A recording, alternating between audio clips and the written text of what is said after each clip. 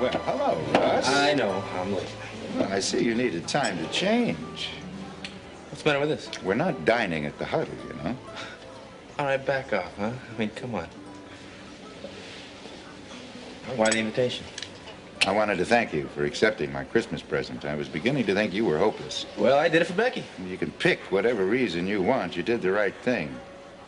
Now, I'm hoping you'll make it 2 in a row. I still want to pay your way through medical school, son. Well, no angry outburst. Maybe I'm off to a good start. Yeah, well, it's not as if I haven't been thinking about it. Well, you can't throw your high moral standards at me this time. That worked when I first came down here, but not now. What's that supposed to mean? The way you treat Becky. I married her, didn't I? It's going to take a lot more than that to turn you into a husband. Do you go to the doctor's office with her? I got classes. Well, are you patient with her when she's sick in the morning? Are you happy for her when things work out for her, like they are with the band? All this advice comes paper-clipped to my tuition gift, right? It's not advice, Russ. All I'm saying is that you're being as poor a husband and father to Becky as I was to you and your mother. The question I'm asking is, which of us is strong enough to break the mold? Russ, take the money. Concentrate on your schooling. Becky can look after the baby. Everything will fit for once. Maybe. Yeah, Becky could get away from Summerwind. I know she'd like that. It's, over $30,000, you know. It's not a drop in the bucket, but I do have the money. And what's your wife gonna say when it's gone? Russ, I'm the lender. I worry about that, not you. All I want from you is a simple yes or no.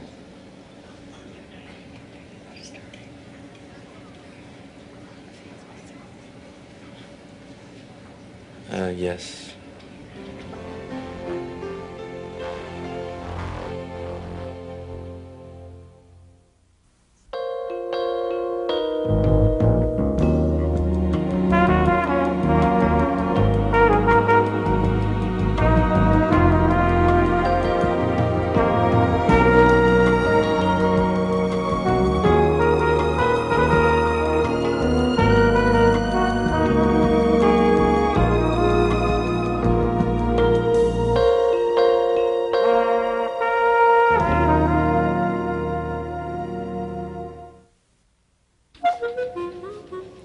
I don't know what Slaymaker wants, but when he calls us, we sure do come. Well, what's keeping him? We've been waiting for 20 minutes.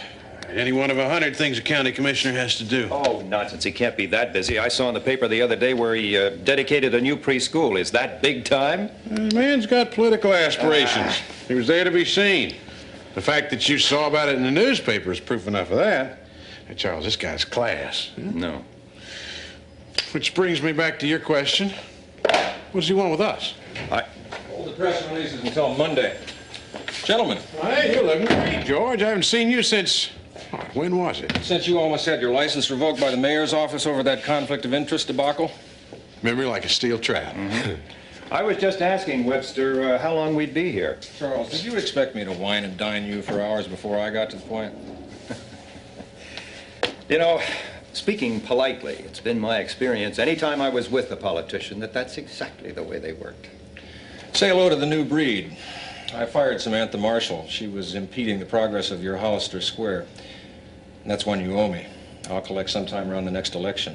Fired Sam Marshall? Well, don't belabor the point, Webster. I don't want to bore Charles with this. Oh, come on now, George. I didn't mean to push it that hard. Tell me about Hollister Square. Oh, the shopping mall. How about the architectural plans? Well, we're currently reviewing the blueprints that we submitted earlier. Investors? Certainly. How many? Interested? I'd say probably... Confirmed, Charles. With ready cash. 4 and increasing. But now that this Sam Marshall's out of the way, our whole scenario changes. She was throwing paperwork at us, right? A mountain of red tape. But you know all about that. What do you mean? Nothing. Nothing. It's just that every day you forge your way to the bureaucratic jungle. How can any real plans be made when you're mired down in details?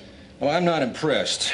now that the Office of Planning and Development's off your back, I'm going to expect more encouraging reports.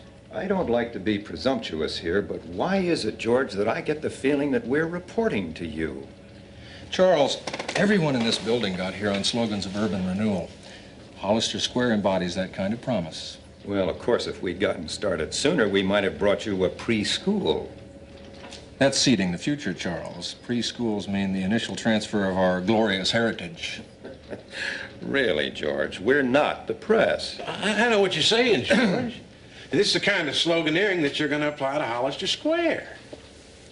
I think we're going to become very close friends. You know, we have a rare opportunity to share our power and our resources and our responsibilities to the greater good. The only thing we need to remember, gentlemen, is to ask before we take.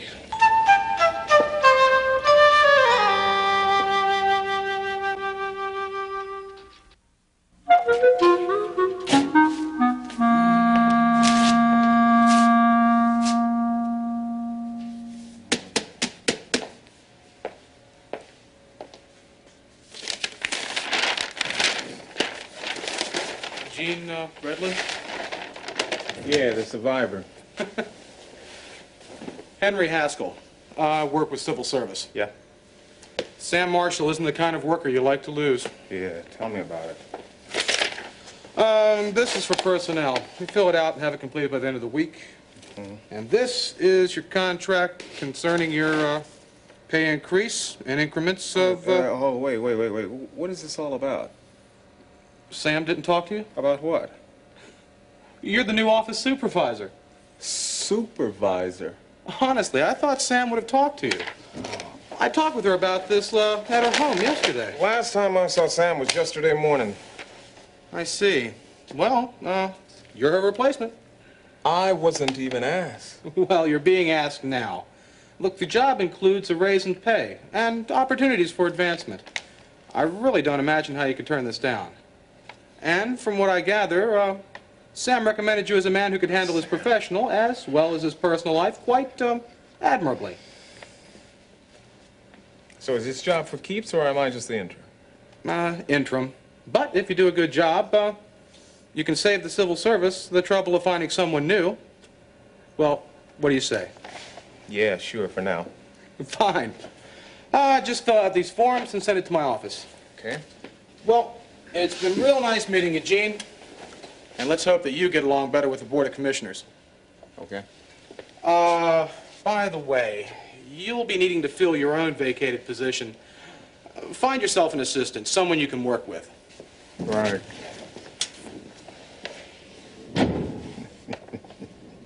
You're taking Vince's money? Well, he offered it again, so... Yeah, this time... But I'm Russ, gonna you and take I it. have been standing against this ever since the beginning. Hey, What? things change, man. You know, I thought you'd be happy about this. I've got to go to class. You've got time. Hey, wait a minute. What's the matter? I haven't heard you say one sentence about Vince that hasn't had the words gangster, creep, or mobster. I mean, all of a sudden things change. Come on. You like him. Why can't I start liking him? You like his bank account. It's more than that, Becky. Man, this means that I can get through med school. I don't have to worry about finding another job or bumming off you. And you know what that means? I gotta go. It means you can stop all this band nonsense and start concentrating more on school and me. Does your mother know about this? I'm sure Vince is going to tell her. Yeah, why? It's no big deal. Come on, so what? Why Hey, now? this is it. We're free. Russ, why now? I mean, you've been treating his money like it's contaminated. Why are you gonna take it now? I thought it over, all right? I made a rational, level-headed decision. Hey, life hasn't dealt me too many breaks. I'm not crying over anybody's shoulder about it, but the fact is that, hey, I've been kicked around ever since I can remember. Now, I'm not looking for sympathy. I am just stating fact. So if life wants to do me a couple of favors, Vince wants to scrub his conscience clean by giving me a free ride, I'll take it. Hey, come on, Beck. I can't believe that you don't agree with me on this. Man, being proud is this side of being stupid, and I was being stupid. This doesn't have anything to do with summer wind, does it? Well, sure, yeah, I want to see you out of the slop shoes. No, I'm talking about the band and Phil. Russ, I mean, I'm very glad that all of a sudden you're thinking so level-headedly, but I want to know why it took seeing me with the band, having a good time, making new friends for you to all of a sudden see the light. You know, every time, every stinking time that I try to do something good, man, you find some cheap motive to pin on me. What do you call that? Oh, I call it being honest. Oh, great. Yeah, thanks. With you and me. Look, if you're jealous, I'd understand. It's just I'd like an honest answer for once. You know, Beck, I just don't know what it takes to make you happy anymore. Oh, Russ. I mean, the fact that the biggest problem we ever faced is completely solved. That doesn't do much for you, so I'll tell you what. Why don't you just tell me what it is that you really want, and I'll work from there. Look, we'll talk, okay? I've been doing some level-headed thinking, too. I'm gonna be late for class.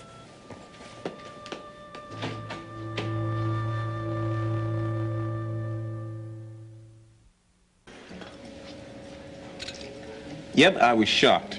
You should have called me at least. Well, Jane, who else were they going to get for the supervisory position? How should I know?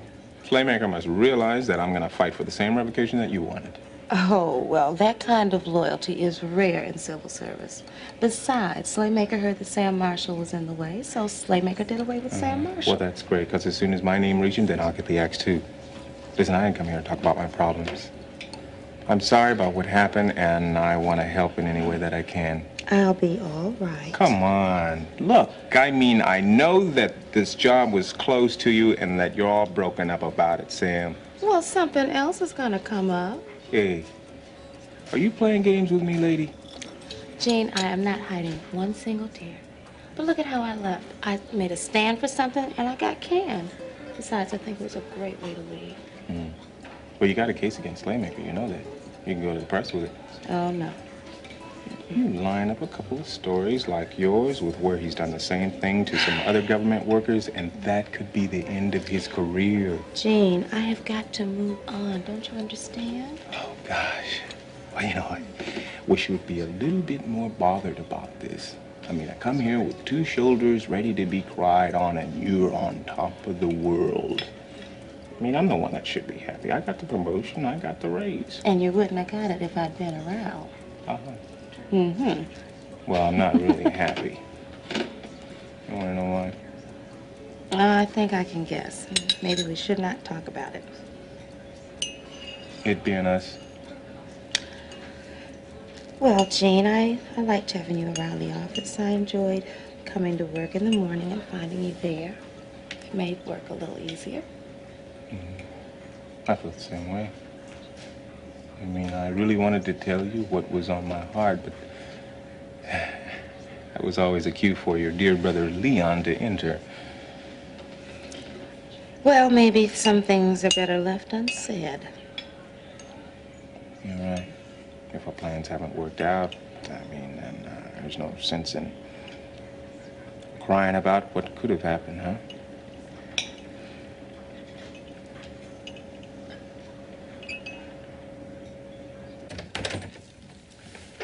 I'm home from the wars, Charles. You're not welcome here, Vince.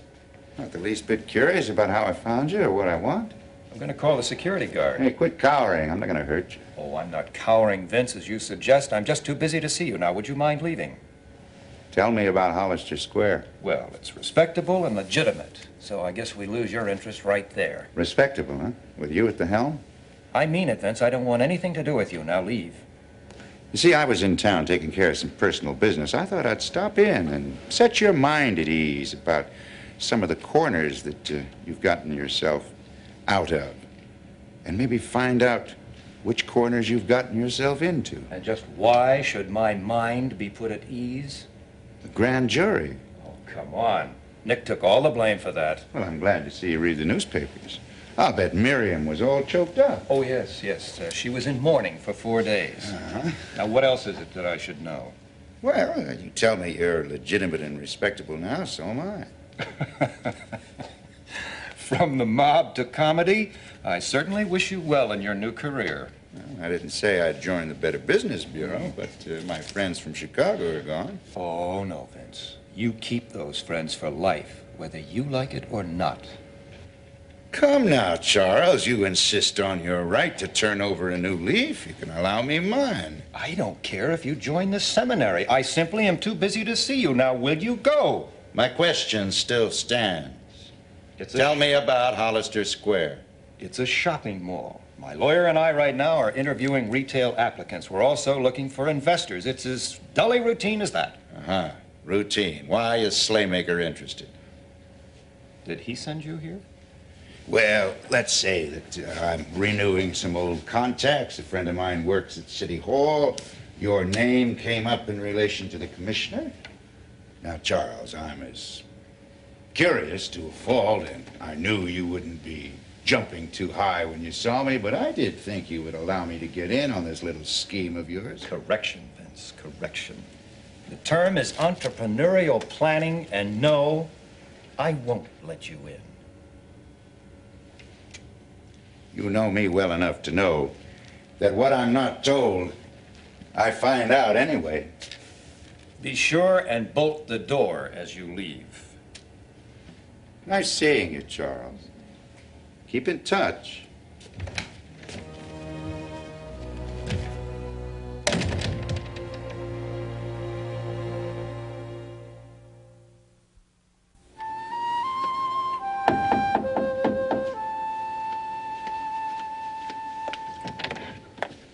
Hello, Kerry. I'm so glad you're here. I was going out of my mind with boredom. Well, maybe you ought to think about going back to Chicago now. Just tell me about the good news you mentioned on the phone. Russ has accepted my money. You mean your Christmas gift? No, Kerry. He's letting me pay his way through medical school. He's accepted my offer. That's fantastic. I thought you'd be pleased. Now he doesn't need to be supported by anyone else. Well, that's true, but if you're counting on him leaving Becky, I wouldn't count on that. What reason does he have to stay now? You just can't believe that they love each other, do you? Well, that issue should be tested now. Young couples can live through poverty and face all kinds of hardships together, but you give them some money and then their love is really tested. They'll be apart in a matter of weeks. Well, maybe, but that isn't why I made the offer, Kerry. Yeah, I want Russ to have the opportunities that his ambition and his dedication deserve. And now that we have settled Russ's problem, why don't we back off and give them some breathing space, huh? I've been thinking about that, Vince.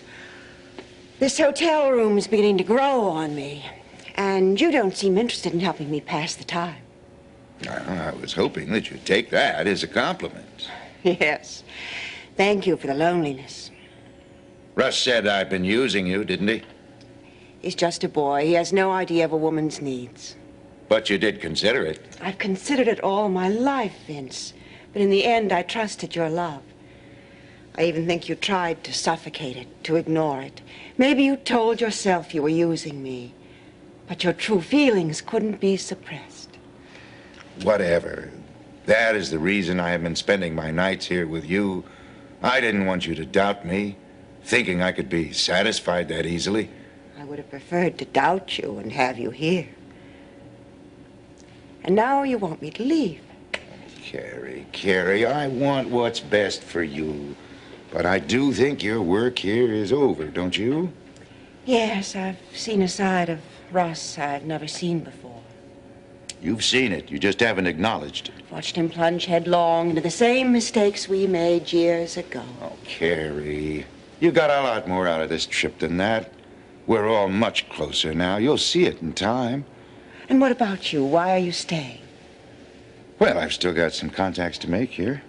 Some loose ends to tie up. You don't want to go back to face unanswerable questions your wife has waiting for you. All in all, Chicago isn't all that appealing to me now. I think I better stay here for a while. You'll leave me my privilege to dream. Someday you and I will be together.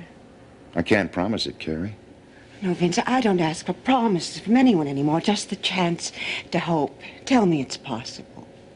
If we can come together, if all the pieces fit together, yes, it's possible.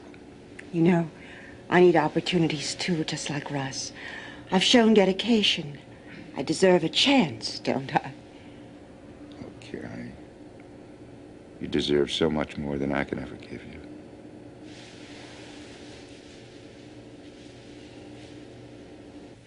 Scott, you're still awake. I was waiting up for you. Oh, you didn't have to do that. I did if I wanted to see you. Don't see you much anymore.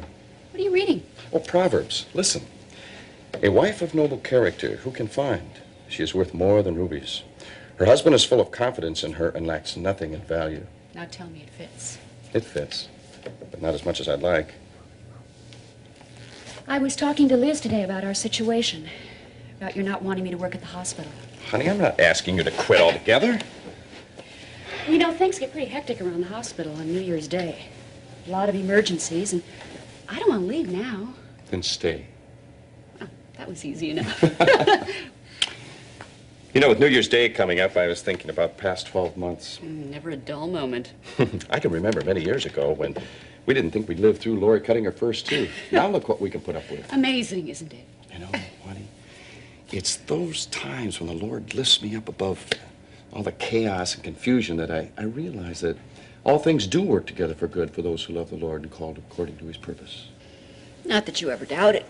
No, perish the thought. Oh, let me rub your back. Oh, thank you. Well, so much for the past. I wonder what's next. I don't know, but it's going to be beautiful. Every day I get a little closer to him and to you.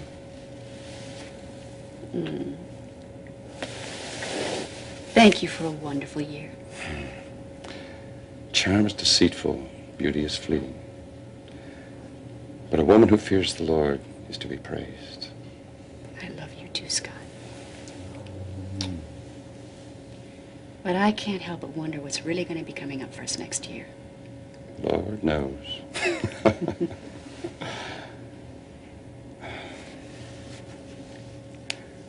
Thank you, Lord, for everything. For a wonderful year. From helping me fix that blender to protecting my loved ones. Thank you. Amen.